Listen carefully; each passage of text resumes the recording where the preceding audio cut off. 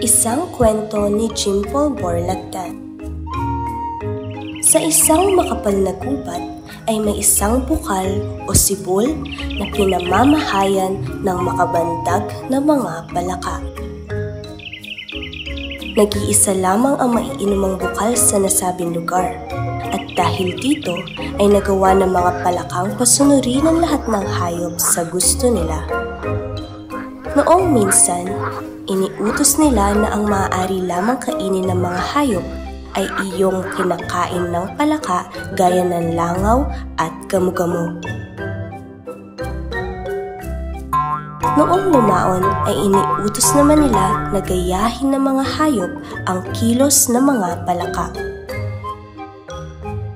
Noong huli, iniutos nila na ang maaaring salitain lamang sa gubat ay wikang kokak.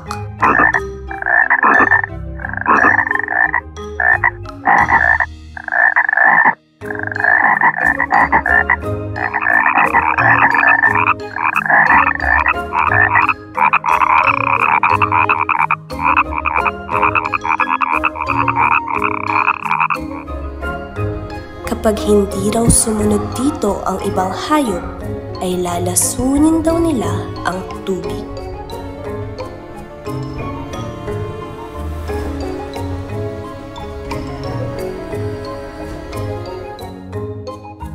Isang araw ay may naparaang isang aso na gustong uminom sa bukal. Maaari bang makiinom sa inyong bukal?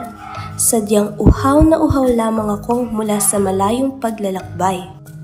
Uhaw na uhaw ito, pero hindi ito pinayagan ng mga palaka na uminom.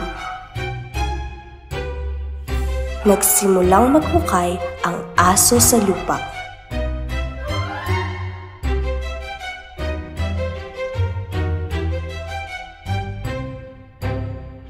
Ang butas na nahukay niya ay lumalim hanggang sa iyon ay naging bukal.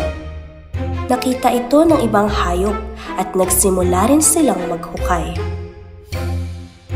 Ang mga ibon sa pamamagitan ng tuka, ang mga daga sa pamamagitan ng kanilang nguso, ang mga kalabaw sa pamamagitan ng sungay.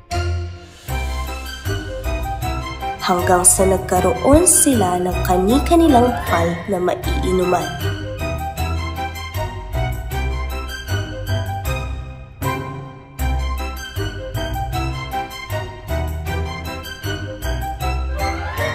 Dito nagwakas ang paghahari-harian ng mga palaka.